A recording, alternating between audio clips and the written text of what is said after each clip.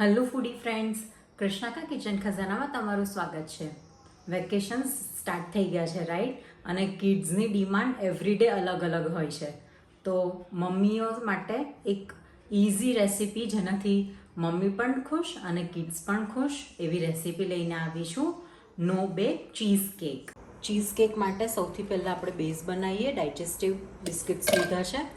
આપણે નાના ટુકડા કરી અને એને ક્રશ કરીને પાવડર બનાવવાનો છે. સરસ ફાઇન પાવડર તૈયાર થઈ ગયો છે. હવે આપણે એને કન્ટેનરમાં ટ્રાન્સફર કરીશું. 1/3 પાર્ટ જેટલો આપણે લઈ લીધો છે. થોડોક પાર્ટ આપણે રવા દીધો છે, એ આપણે પછીથી યુઝ કરવાનો છે. હવે ક્રશની અંદર એડ કરીશું મેલ્ટેડ બટર. હવે પ્રોપર મિક્સ કરી દઈશું. અહીં 200 ગ્રામ બિસ્કિટની અંદર મેં 3 to 4 ટેબલ સ્પૂન જેટલું બટર લીધું છે.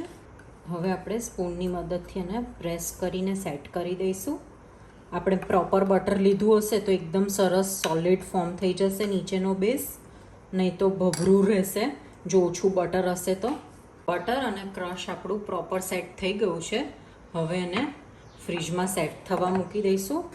10 મિનિટ જેટલું આપણે સેટ કરવાનું છે. હવે એક બોલની અંદર આપણે ચીઝ સ્પ્રેડ લઈશું. ક્રીમ ચીઝ મેં 150 ગ્રામ લીધી છે. હવે એની અંદર એડ કરીશું કન્ડેન્સ મિલ્ક. હવે પ્રોપર મિક્સ કરીશું જ્યાં સુધી એનો કલર લાઇટ ના થઈ જાય અને એકદમ લાઇટ વેટનું ના થઈ જાય ત્યાં સુધીને આપણે એને મિક્સ કરીશું. આવી રીતના થોડુંક થીક ફોર્મ ના થઈ જાય ત્યાં સુધીને આપણે એને બીટ કરવાનું છે. અહીં મેં કન્ડેન્સ મિલ્ક લીધું છે. તમે એની જગ્યાએ શુગર અથવા તો હની પણ લઈ શકો છો.